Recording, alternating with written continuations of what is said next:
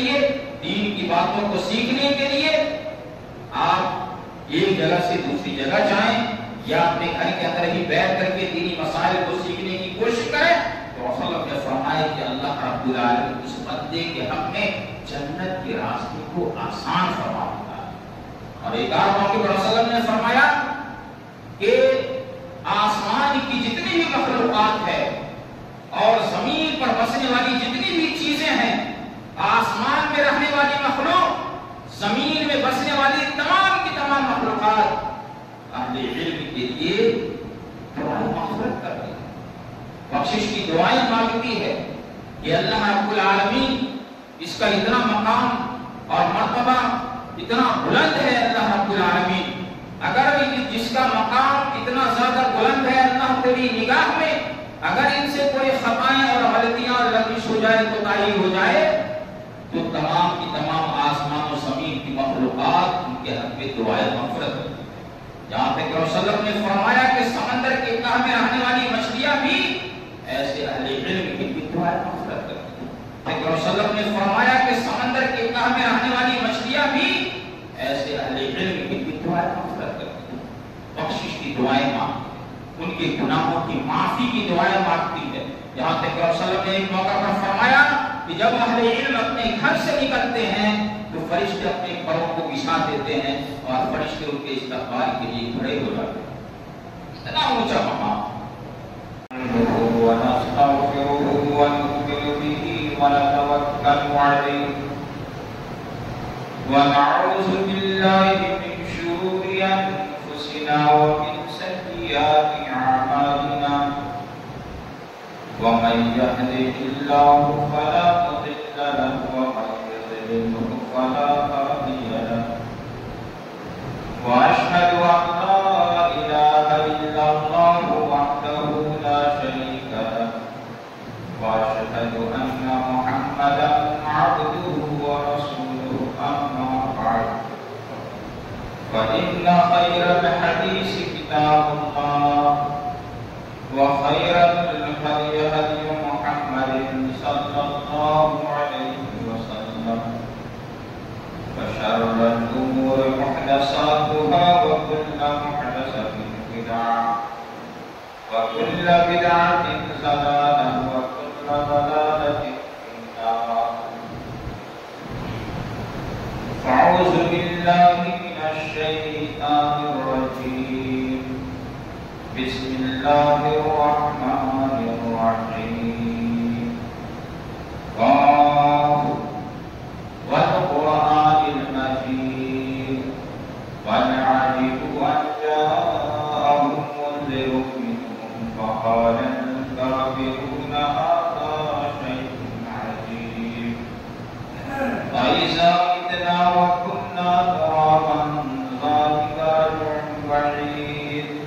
قد علمنا ما تنقص الأرض منهم وعندنا كتاب حفيظ بل كذبوا بالحق لما جاءهم فهم في أمر مريج أفلم ينظروا إلى السماء فوقهم كيف بنيناها وزيناها وما لها من فروج والأرض مددناها وألقينا فيها رواسي وأنبتنا فيها من كل زوج بهيج تبصرة وذكرى لكل عبد منيب ونزلنا من السماء ماء مباركا فأنبتنا به جنات وحب الحصيد والنخل باسقات لها طلع نضيد رزقا للعباد وأحيينا به بلدة ميتا كذلك الخروج كذبت قبلهم قوم نوح وأصحاب الرس وثمود وعاد وفرعون وإخوان لوط وأصحاب الأيكة وقوم تبع كل كذب الرسل فحق وعيد أفعينا بالخلق الأول بل هم في في لبس من خلق جديد.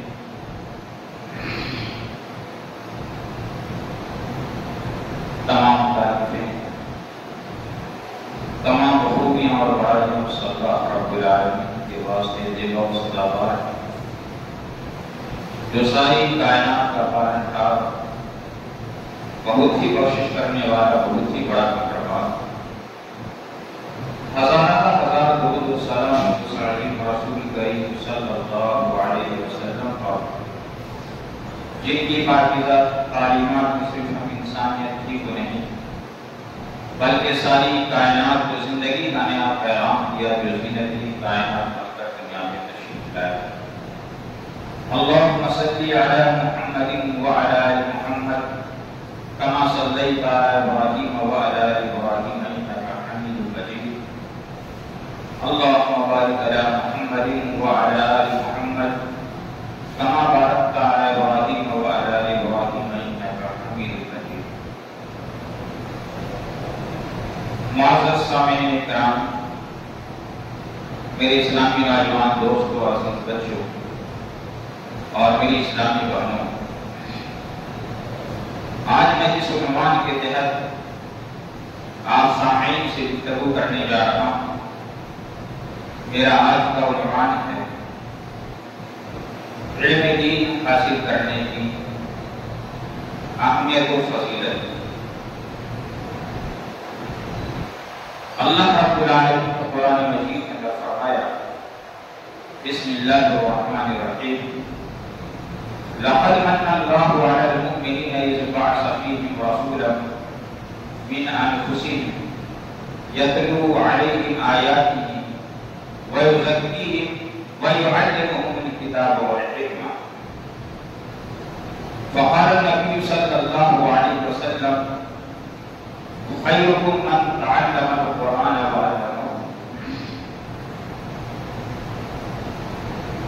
یہ بات ہم میں سے سبوں کو معلوم ہے کہ اللہ رب العالمین نے ہم تمام انسانوں کو اور جنوں کو اپنی عبادت کرنے کے لیے پیدا کیا ہے، اور جب ہم اللہ رب العالمین کی عبادت کریں گے تو عبادت کا طریقہ بھی ہم اہل ایمان کو معلوم ہونا چاہیے، اس کا علم حاصل کرنا ہم تمام مسلمانوں کے اوپر لازم اور ضروری ہے کہ ہم جس رب کی عبادت کرنے کے لیے جا رہے ہیں وہ اس رب کی عبادت کس طریقے سے کی جائے۔ تو اللہ رب العالمین کی عبادت کرنے کا طریقہ ہر مسلمان کو سیکھنا لازمی اور ضروری ہے، اور جتنے بھی انبیاء کرام دنیا کے اندر آئے، تمام کے تمام انبیاء کرام کو اللہ رب العالمین نے اپنے اپنے وقت میں اپنے قوم کے اصلاح کے لیے اس کو تعلیم دینے کے لیے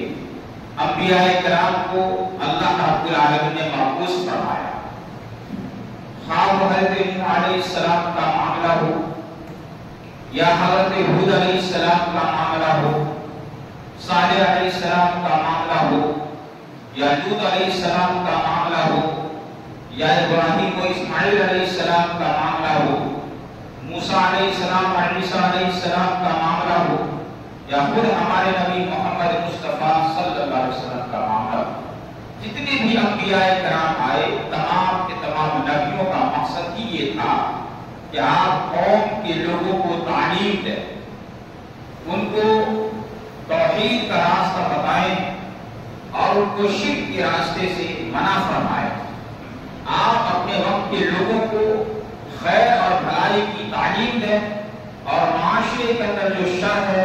جو برائیاں ہیں، جو شرک و بدعات ہے، خرافات ہے، قوم کے لوگوں کو ان سے منع کیا جائے، روکا جائے۔ اسی مقصد کے تحت اللہ رب العالمین نے انبیاء کرام کو مبعوث فرمایا، اور اس آیت کریمہ کے اندر بھی اللہ رب العالمین نے اس کی احسان کو اپنے بندوں پر جتوایا ہے کہ لقد من اللہ علی المؤمنین، کہ ہم نے مومنوں پر، مسلمانوں پر بہت بڑا احسان کیا۔ یہ اللہ رب العالمین نے ہم انسان بہت سارے احسانات کیے ہیں، بے شمار اللہ رب العالمین کا احسانات ہے، لیکن اللہ نے کسی احسانات کو گنوایا نہیں ہے، لیکن خاص طور پر اس احسان کے تعلق سے اللہ نے فرمایا کہ لقد من اللہ علی المؤمنین اذ بعث فیہم رسولا من انفسہم، ہم نے مسلمانوں پر بہت بڑا احسان کیا کہ انہی میں سے ہم نے ایک نبی اور رسول کو ہم نے مبعوث فرمایا، ہم نے بھیجا۔ جو نبی کا مقصد کیا تھا، اللہ نے فرمایا وَيُزَكِّيهِمْ وَيُعَلِّمُهُمُ الْكِتَابَ وَالْحِكْمَةَ، جو لوگوں کو پاک کرتا ہے، جو لوگوں کو تعلیم دیتا ہے، حکمت کی تعلیم دیتا ہے، قرآن مجید کی تعلیم دیتا ہے۔ یہ اللہ رب العالمین کا بہت بڑا احسان ہے کہ اللہ رب العالمین نے ہم مسلمانوں پر اتنا بڑا احسان کیا کہ ہم مسلمانوں کو اپنے آخری نبی کا، ہم مسلمانوں کو امتی بنایا۔ ہمارے نبی کا نام محمد صلی اللہ علیہ وسلم ہے، جو ہمارے نبی اس دنیا میں آنے کے بعد ہم لوگوں کی اصلاح کے لیے قرآن مجید کی تعلیم دیے، ہم کو پاک و صاف کیا گیا کن چیزوں سے، گناہوں سے، جو معاشرے کے اندر جو شرک تھے، جو بدعات تھے، جو خرافات تھے، جو رسم و رواج تھا، جو جاہلیت تھی، ان تمام چیزوں سے مسلمانوں کو نکالا گیا، انسانوں کو نکالا گیا اور ان کو پاک و صاف کیا گیا۔ آپ کو معلوم ہے، بہت ہی مشہور واقعہ ہے، دور جاہلیت کے اندر لوگ اپنی معصوم بچیوں کو اپنے ہاتھوں سے زندہ دفن کر دیا کرتے تھے، زمینوں کے اندر گاڑ دیا کرتے تھے، زمینوں کو اپنے ہاتھوں سے کھودتے اور قبر نما گڈھا تیار کر کے اپنی معصوم خوبصورت چہیتی لاڈلی پیاری بیٹی کو، دور جاہلیت کا یہ رواج تھا کہ لوگ اپنی بیٹیوں کو، جب وہ بیٹی اپنے باپ کے قدم سے قدم ملا کر چلنے کے عمر کو ہو جاتی تو وہ ظالم باپ اپنی بیٹی کو زندہ دفن کر دیا کرتے تھے۔ لیکن اللہ نے کتنا بڑا احسان کیا کہ اللہ رب العالمین نے ہمارے نبی کو مبعوث فرمایا اور مکہ والوں کو منع کیا کہ مکہ کے لوگ، اگر تم اس جاہلیت کے دور میں پڑھ کر اگر تم اپنے معصوم بچیوں کو اپنے ہاتھوں سے زندہ دڑکول کر رہے ہو، دفن کر رہے ہو، تو یہ تم اپنے آپ پر بھی اور اپنی بچیوں پر بہت بڑا ظلم کر رہے ہو۔ اور قیامت کے دن جب اللہ رب العالمین کی بارگاہ میں سوالوں کی پرچیاں آئے گی تو ان تمام سوالوں میں ایک سوال یہ بھی بنے گا کہ ان معصوم بچوں سے پوچھا جائے گا کہ بتاؤ تم کس جرم میں تم کو یہ سزا دی گئی ہے، تو وہاں پر معصوم بچی چلی جائے تو جواب دے گی کہ اللہ رب العالمین ہماری کوئی خطا نہیں، کوئی غلطی نہیں، بلکہ ہمارے والدین یا معاشرے کے لوگ جاہلیت میں پڑھ کر کے اس کو تعلیم نہ ہونے کی بنا پر اپنی معصوم بچیوں کو ہمیں زندہ ترکور کر دیا ہے۔ تو اس لیے اپنی زندگی کو سنوارنے کے لیے، اپنی زندگی کو خوبصورت بنانے کے لیے، اپنی زندگی کو خوشحال بنانے کے لیے، خوشگوار بنانے کے لیے سب سے پہلی فرصت میں تعلیم کا حاصل کرنا لازمی اور ضروری ہے۔ اور جب ہم قرآن حدیث نبویہ کا مطالعہ کریں گے تو پتہ یہ چلے گا کہ علم سے مراد علم دین ہے، دین کا علم، دین کا شعور، دین کی تعلیم ہونا ہر ایک مسلمان کے اوپر لازمی اور ضروری ہے۔ اور اس کی فضیلت اللہ رب العالمین نے اپنے کلام کے اندر اور ہمارے نبی نے اپنی زبان مبارکہ سے امت کے لوگوں کو آگاہ کیا، پیغام دیا کہ تم میں سب سے بہترین انسان اگر کوئی ہے تو خیرکم من تعلم القرآن وعلمہ، سب سے بہترین انسان اگر کوئی ہے تو وہ ہے اللہ اس کے نبی کی نگاہ میں جو قرآن مجید کی تعلیم کو سیکھتا ہو اور قرآن مجید کی تعلیم کو سیکھنے کے بعد اس کی تعلیم کو دوسروں تک اس پیغام کو پہنچاتا ہو۔ اللہ کی نگاہ میں سب سے بہترین، سب سے اچھا انسان، سب سے خوبصورت انسان، سب سے خوشحال اور خوشگوار زندگی گزارنے والا انسان اگر کوئی معاشرے کے اندر، اس دنیا کے اندر اگر کوئی ہے تو اللہ کی نگاہ میں اور نبی کی زبان مبارکہ سے لکھی ہوئی بات کہ خیرکم من تعلم القرآن، تم میں سب سے بہترین انسان وہ ہے جو قرآن مجید کو سیکھتا ہو اور اس کی تعلیم کو عام کرتا ہو، دوسروں تک پہنچاتا ہو۔ اور آج کا معاشرہ اتنا زیادہ گر چکا ہے کہ قرآن مجید کی تعلیم کو، اس کی تعلیم کو ہم لوگ اس کی اہمیت ہی نہیں دیتے۔ تمام تعلیم तालीमात हासिल करते हैं और करना भी चाहिए, क्योंकि आपको दुनिया के अंदर खुशहाल रहना है, अच्छी जिंदगी गुजारनी है। तालीम हासिल कीजिए, इस्लाम मना नहीं करता है, लेकिन कुरान मजीद की तालीम पर, दीनी तालीमात पर, असली तालीम को तरजीह दे करके इसकी अहमियत ही को खत्म कर देना, तब तो ये आपके लिए वबाले जान है। आप एक मुजरिम के कटहरे में खड़े होंगे और क़यामत के दिन अल्लाह रब्बुल आलमीन आपसे सवाल करेगा इसके ताल्लुक से कि बताइए आपने और आपने अपने बच्चों को, अपने ज़ेरे निगरां को क्या आपने कुरान मजीद की तालीम दिया, दीन की तालीम उसको सिखाई? इतनी बड़ी अहमियत और फजीलत है। और एक मौका पर रसूल ने फरमाया कि मन युरिदिल्लाहु बिही खैरन युफक्किहु फिद्दीन, कि अल्लाह रब्बुल आलमीन जिस बंदों के साथ खैर का मामला करना चाहता है, भलाई का मामला करना चाहता है, आसानी का मामला करना चाहता है, अजर सवाब नेकी का मामला करना चाहता है, जन्नत का मामला करना चाहता है, तो अल्लाह रब्बुल आलमीन उस बंदे को दीन की सही समझ अता फरमा देता है। ये कितना बड़ा एहसान है अल्लाह रब्बुल आलमीन का। और जिस बंदे को रब दीन की सही समझ अता कर दे, दीन की तालीम उसके दिलो दिमाग के अंदर बैठा दे, और जो बंदा कौम के लोगों की इस्लाह करे, आज माशरे के अंदर उसकी कुछ भी अहमियत नहीं है, लोग उसकी अहमियत नहीं देते हैं, लेकिन हमारे नबी ने क्या फरमाया कि अल्लाह जिसके साथ भलाई का मामला करना चाहता है, जिस बंदे से रब खुश होता है और ये चाहता है कि उसकी नेकियों को कबूल फरमाकर, उसकी अमली जिंदगी को कबूल फरमाकर उनकी दुनियावी जिंदगी और उखरवी जिंदगी को हम आसान कर दें और उसकी नेकियों को कबूल फरमाकर अपने फजल और करम से उसको अपनी नेमत भरी जन्नत के अंदर हम दाखिल कर दें। तो रसूल ने फरमाया कि वो बंदा खुश नसीब है जिसको अल्लाह रब्बुल आलमीन दीन की सही समझ अता फरमा देता है। और एक और मौके पर रसूल ने फरमाया कि जो बंदा अल्लाह के दीन की तलाश में, आप घर ही के अंदर मौजूद हैं, लेकिन घर के अंदर आपकी अलमारियां दीनी किताबों से सजी हुई है, आप मसाइल की जानकारी लेने के लिए, आप इल्म हासिल करने के लिए बैठकर आप दीनी मसाइल को सीखते हैं, सीखने की कोशिश करते हैं, पढ़ते हैं, तो रसूल ने क्या फरमाया? अल्लाह रब्बुल आलमीन उस बंदे के लिए जन्नत के रास्ते को आसान कर देगा। अगर आप दीनी मसाइल को सीखने के लिए, दीन की बातों को सीखने के लिए आप एक जगह से दूसरी जगह जाएं या अपने घर के अंदर ही बैठ करके दीनी मसाइल को सीखने की कोशिश करें, तो रसूल ने फरमाया कि अल्लाह रब्बुल आलमीन उस बंदे के हक में जन्नत के रास्ते को आसान फरमा देता है।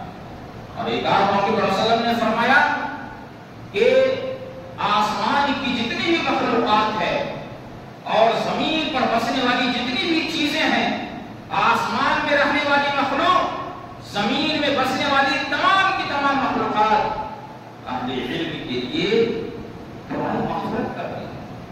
बख्शिश की दुआएं मांगती है। ये अल्लाह रब्बुल आलमीन, इसका इतना मकाम और मर्तबा इतना बुलंद है अल्लाह रब्बुल आलमीन। अगर जिसका मकाम इतना ज्यादा बुलंद है अल्लाह तेरी निगाह में, अगर इनसे कोई खताएं और गलतियां और लग़िश हो जाए, कोताही हो जाए, तो तमाम की तमाम आसमान और ज़मीन की मखलूक़ात उनके हक़ में दुआएं मग़फ़िरत है। यहाँ पे रसूल ने फरमाया कि समंदर के तह में रहने वाली मछलियां भी ऐसे अहले इल्म की दुआएं मग़फ़िरत करती हैं,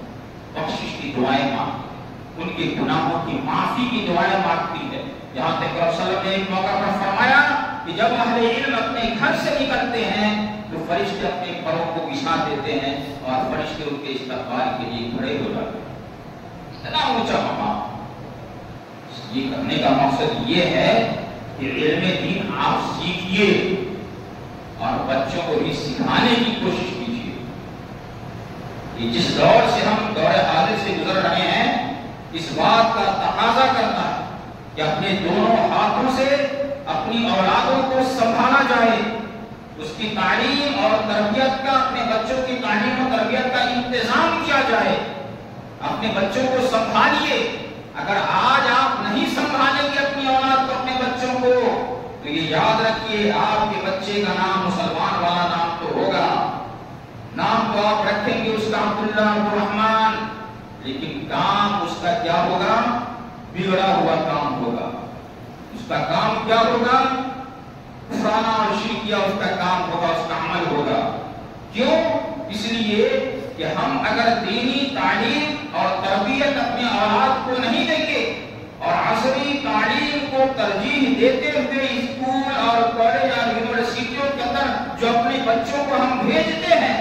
تو وہاں اس طریقے کی تعلیم دی جاتی ہے. سب کو معلوم ہے اگر آپ کرسچن کے کسی بڑے اسکول میں اپنے بچوں کا ایڈمیشن کرواتے ہیں، تعلیم دیتے ہیں لاکھوں روپیہ خرچ کر کے، تو آپ کے بچے کے عقیدے کو بگاڑا جاتا ہے.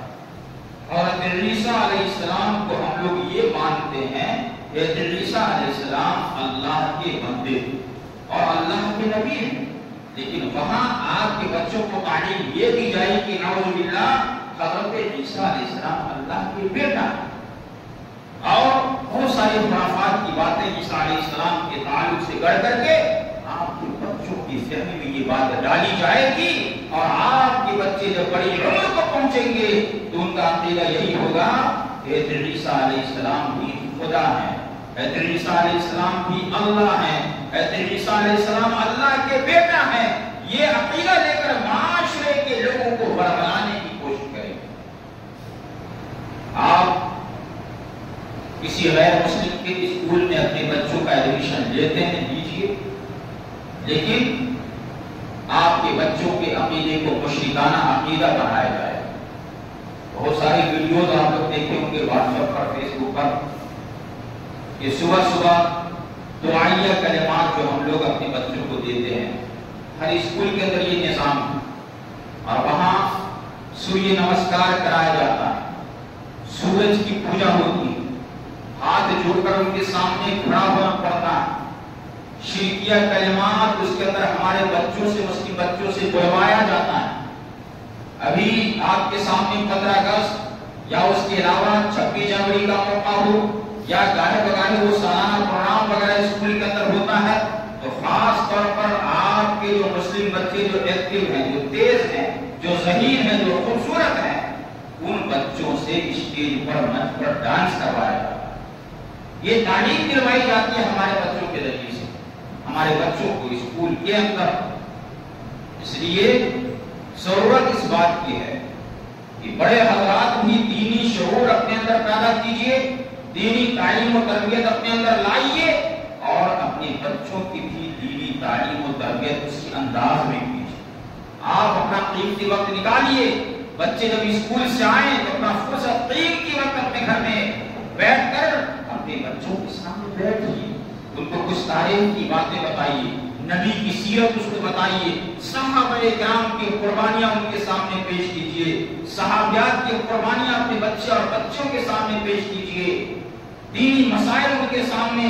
پیش کیجیے، تاکہ ہمارے بچے کا ذہن ایک دینی ذہن بنے. اگر ہمارے بچے کو لوگ برہلانے کی کوشش کرے، غلط راستے پر ڈالنے کی کوشش کرے، تو ہمارا بچہ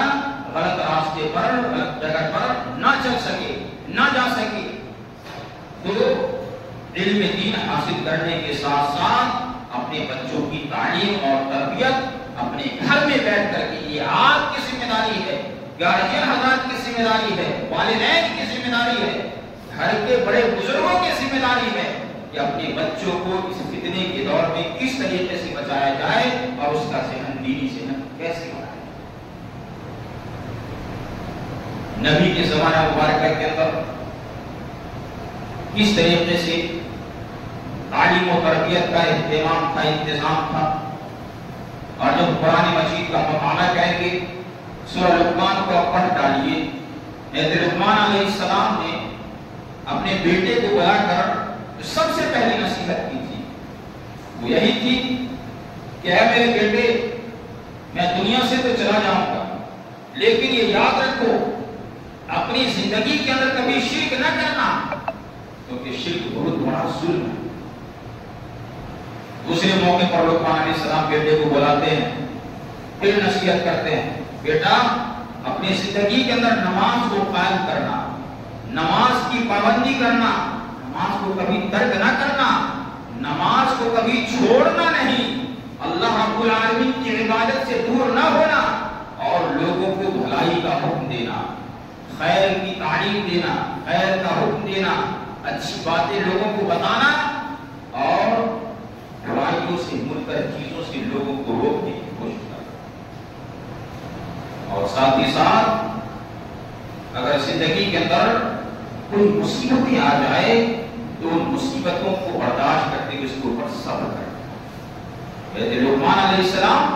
اپنے بیٹے کو نصیحت اس انداز میں کرتے ہیں۔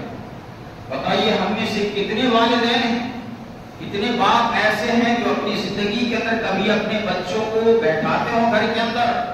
اور اپنے بچوں کی اس طریقے سے تربیت کرتے ہوں کہ بیٹا اپنی زندگی کے اندر کبھی ظلم نہ کرنا، شرک نہ کرنا، کبھی پاپ نہ کرنا، بیٹا میں دنیا سے چلا جاؤں گا، نماز کبھی ترک نہ کرنا، بیٹا معاشرے کے لوگوں کو خیر کی تعلیم دینا، بھلائی کی تعلیم دینا، معاشرے کے لوگوں کو برائیوں سے روکنا، شرک سے روکنا،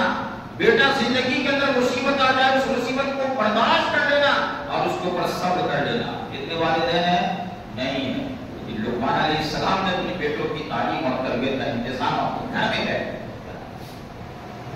تو یہ قرآن مجید کے ذریعے سے ہمیں یہ سبق ملتا ہے کہ ہم مسلمانوں کو بھی گالی بگاہے اور اس فتنے کے دور میں خاص طور پر ہم کو دینی تعلیم کا ماحول اپنے گھر کے اندر، اپنے دروازے پر، اپنے پریوار کے بیچ میں، دوست و احباب کے بیچ میں، خیش و قریب کے نزدیک آپ کو دینی ماحول بنانا ہے۔ اگر ہم یہ چاہتے ہیں کہ ہماری دنیا کی زندگی خوشحال اور خوشگوار ہو، اچھی زندگی ہو، تو دینی تعلیم سے بھی اپنے بچوں کو جوڑنا لازمی اور ضروری ہے۔ ایک موقع پر حضرت عبداللہ بن عباس رضی اللہ عنہ فرماتے ہیں کہ میں وسلم کے پیچھے سواری پر موجود تھا، بیٹھا ہوا تھا۔ اللہ کے نبی اپنی سواری پر ہمیں پیچھے بیٹھا دیا اور کہا کہ عبداللہ بیٹے میں تجھے چند نصیحتیں کرنا چاہتا ہوں جو بہت ہی فائدے مند ہے۔ اگر تم اس نصیحتوں کو قبول کرو گے، مان لو گے، اس پر عمل کرو گے تو اللہ رب العالمین کے نزدیک تم کو بہت ہی نفع ملنے والا، بہت ہی فائدہ ہونے والا۔ سب سے پہلی نصیحت جو یہ کرتے ہیں ہمارے نبی عبداللہ بن عباس سے کہ احفظ اللہ یحفظک، تم اللہ کے دین کی حفاظت کرو، اللہ تمہاری حفاظت فرمائے۔ اللہ کے دین کی حفاظت، اللہ کے دین کی حفاظت یہ ہے کہ اللہ کی کتاب قرآن مجید، نبی کے فرامین احادیث نبویہ، جو اسلام کی جو تعلیمات ہے، اس تعلیمات کی اگر ہم حفاظت کریں گے، اس پر خود عمل کریں گے، دوسروں کو اس کی تعلیم دیں گے تو کیا ہوگا؟ اللہ ہماری حفاظت فرمائے۔ آج پوری دنیا کے اندر مسلمانوں کی کتنی بے حرمتی ہو رہی ہے، مسلمانوں کی عزت کو لوٹا جا رہا ہے، ان کی بہو بیٹیوں کی عزت داؤ پہ لگی ہوئی، پوری دنیا کے اندر یہ ماحول بنا ہوا۔ آپ قرآن مجید کا مطالعہ کریں گے تو پتہ یہ چلے گا کہ دنیا کے اندر جتنی بھی قومیں آئی اور جتنی بھی قوموں کے اوپر اللہ رب العالمین کا غضب، اللہ رب العالمین کا غصہ، اللہ رب العالمین کا عذاب جو نازل ہوا، وہ ایسی ہی جماعت تھی، ایسے ہی لوگ تھے، ایسے قوم کے لوگ تھے جو اپنی زندگی کے اندر برائیاں کیا کرتے تھے، ظلم اور زیادتی کیا کرتے تھے، جو نبی کی تعلیمات کو جھٹلاتے تھے۔ ایسی قوم کے اوپر اللہ رب العالمین کا عذاب آیا، لیکن جن لوگوں نے توحید کی حفاظت کی، اللہ کے دین کی حفاظت کی، اللہ کے دین کی تعلیم لوگوں تک پہنچایا، اللہ رب العالمین نے ان کی حفاظت فرمائی۔ نوح علیہ السلام کے زمانے کو دیکھ لیجئے، نوح علیہ السلام کے وقت میں جتنے بھی لوگ تھے، جن لوگوں نے نوح علیہ السلام کو جھٹلایا، ان کی تعلیمات کو ٹھکرایا، تو ان کے اوپر اللہ رب العالمین کا عذاب آیا اور تمام کے تمام لوگ غرق ہو گئے، پانی کے اندر سیلاب کے اندر۔ نوح علیہ السلام کو اور جو اللہ کی تعلیمات کی حفاظت کی، تو اللہ رب العالمین نے ان لوگوں کو سیلاب سے بچایا۔ ہود علیہ السلام کے قوم پر اللہ رب العالمین کا عذاب تیز آندھی اور طوفان کی شکل میں آئی، قوم عاد کے اوپر اللہ نے ان قوم کو تباہ و برباد کر دیا۔ کیوں؟ کیونکہ اس نے اسلام کی حفاظت نہیں کی، دین کی حفاظت نہیں کی، نبی کی تعلیمات کی حفاظت نہیں کی، رب کا عذاب آیا۔ لیکن حود علیہ السلام کو جو لوگ ان کو پر ایمان لائے تھے، جو لوگ توحید پرست تھے، جو لوگ موحد تھے، اللہ نے ان کو اپنے عذاب سے بچا دیا۔ صالح علیہ السلام کی قوم کا معاملہ دیکھ لیجئے، لوط علیہ السلام کی قوم کا معاملہ دیکھ لیجئے، موسیٰ علیہ السلام کے زمانے میں فرعون کا معاملہ دیکھ لیجئے، اور خود ہمارے نبی محمد مصطفیٰ صلی اللہ علیہ وسلم کا زمانہ مبارکہ بھی دیکھ کہ اللہ رب العالمین نے فرمایا کہ اے نبی آپ انتظار کیجئے اور آپ صبر کیجئے، قریب آپ اپنی نگاہوں سے دیکھ لیں گے کہ جو لوگ آپ کی تعلیمات کو جھٹلاتے ہیں قریب ان کی موت ہوگی۔ اور ایسا ہی تھا اسلام کی سب سے پہلی جنگ بدر، جتنے بھی بڑے بڑے رؤساء تھے، سردار تھے کافروں کے، تمام کافروں کا صفایا۔ کیوں؟ اس لیے کہ وہ لوگ اللہ کی دین کی حفاظت کرنے والے نہیں۔ تو آج بھی اگر ہم نام کے مسلمان ہیں، اپنے آپ کو یہ کہتے ہیں کہ میں مسلمان ہوں، لیکن اللہ کے دین کی حفاظت نہیں کرنا، صرف نام ہے میرا، تو ایسے ہی لوگ پوری دنیا کے اندر آج مٹ رہے ہیں۔ لیکن جو توحید پرست ہیں اس کی حفاظت کرنا پوری یقین کے ساتھ، اس کو ذہن میں رکھیں۔ اگر آپ اللہ کے دین کی حفاظت کریں گے، توحید کو مانیں گے، اللہ کو ایک مانیں گے، ایک مان کر آپ رب کی عبادت کریں گے، آپ کی زندگی کے اندر گمراہی نہیں ہوگی، شرک نہیں ہوگا، بدعات اور خرافات نہیں ہوگا، رب آپ کی حفاظت فرمائے گا۔ لیکن آپ کی زندگی میں اگر خرافات آ جائے پہلے والی قوم کے طریقے سے، اور جس طریقے سے پہلے والی قوم نے تعلیمات کو مٹانے کی کوشش کی، آپ بھی اگر اسلام کی تعلیمات کو مٹائیں گے تو آپ بھی اسی طریقے سے گاجر ڈھونی کے طریقے سے کاٹے جائیں گے اور کاٹے جائیں گے۔ اس لیے کوشش یہ کی جائے کہ دین اسلام کو سیکھا جائے اور اسلام کی تعلیمات کو عام کیا جائے۔ خود آپ دین اسلام سے جڑیے اور اپنے معصوم بچوں کو اور گھر کی خواتین کو دین اسلام سے جوڑنے کی کوشش کیجیے۔ گھر کے اندر قرآن مجید کی تفاسیر کو لائیے خرید کر، جہاں ہزار روپیہ اپنے زوائس کے لیے، بناؤ سنگار کے لیے جہاں خرچ کرتے ہیں، تو وہاں قرآن مجید کو اپنے گھر کے اندر رکھیے، ترجمہ والا قرآن مجید، نبی کی احادیث نبویہ کو رکھیے، اور دینی کتابیں رکھیے، چھوٹی چھوٹی کتابیں رکھیے جو آسان زبان میں ہے، جو ہمارے معصوم بچے اور بچیاں اس کو آسانی سے پڑھ کر سمجھ سکیں۔ ایسی کتابوں کو رکھ کر کے ایک ماحول بنانے کی کوشش، ایسی کتابیں رکھیے جس کے طرف صحابہ کرام کی قربانیاں، ایسی کتابیں رکھیے جو نبی کی سیرت ہو، ایسی کتابیں رکھیے جو صحابیات کے واقعات اس کے اندر ہو۔ تب آپ کا گھر ایک دینی ماحول بنے گا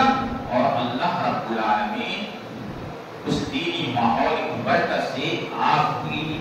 گھر کی اور آپ کے پریوار کی حفاظت ہوگا۔ اگر نہیں سمجھیں گے تو پھر اسی طریقے سے مٹ جائیں گے جس طریقے سے پہلی والی قوم کو اللہ رب العالمین